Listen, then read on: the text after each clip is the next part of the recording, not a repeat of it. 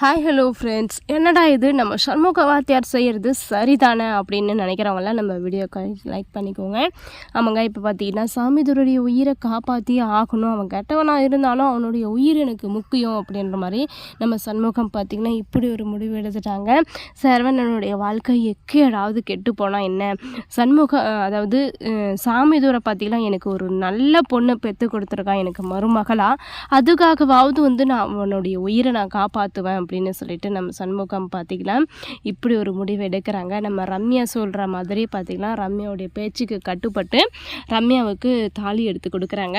கல்யாணமும் பார்த்திங்கன்னா சிறப்பாக நடக்க போகுது, எந்த ஒரு பிரச்சனையுமே இனிமேல் இல்லாத. சாமிதுரையும் பார்த்திங்கன்னா தப்பிச்சு வந்துடுறாரு. வந்த பிறகு தான் ரம்யாவுடைய சுயரூபம் என்ன, அவள் எதுக்காக எனக்கு தத்துப்பொல்லியாக இருந்தா அப்படின்ற மாதிரி பார்த்திங்கன்னா எல்லா விஷயத்தையும் தெரிஞ்சுக்க போகிறாங்க. தெரிஞ்ச பிறகும் நம்ம அண்ணத்தை புரிஞ்சுக்குவாங்களா அப்படின்னு கேட்டால் கண்டிப்பாக புரிஞ்சுக்க போகிறதில்ல.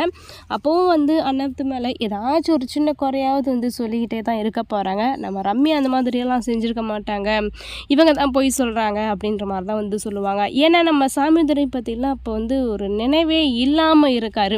குடிபோதையில் எங்கே படுத்திருக்க, என்ன பண்ணுறேன், நான் எந்த இடத்துல இருக்கேன், கீழே என்ன இருக்குது அப்படின்ற விஷயம் கூட தெரிஞ்சிக்காமல் புரிஞ்சிக்காமல் அவ்வளோ ஒரு சந்தோஷத்தில் இருக்காங்க குடிச்சிட்டு.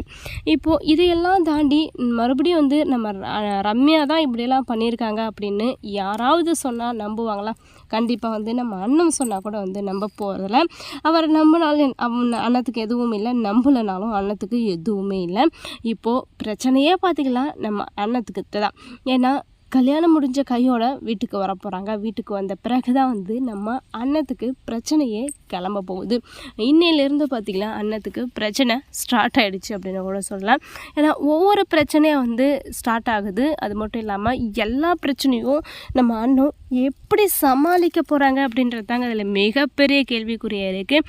ஏன்னா எல்லா பிரச்சனையும் பயங்கரமாக இருக்க போகுது. ஒவ்வொரு பிரச்சனையும் ஒவ்வொரு இடி போல் இருக்க போகுது. நம்ம அண்ணத்துக்கு எல்லாத்தையுமே பார்த்திங்கன்னா ஸ்மூத்தாக சால்வ் பண்ணிவிட்டு எப்படி தான் நம்ம கார்த்திகோட சேர்ந்து வாழ்க்கையை தொடர போகிறாங்க அப்படின்ற விஷயத்த நம்ம பொறுத்து பார்க்கலாம். இந்த மாதிரி இன்ட்ரெஸ்டிங்கான நம்ம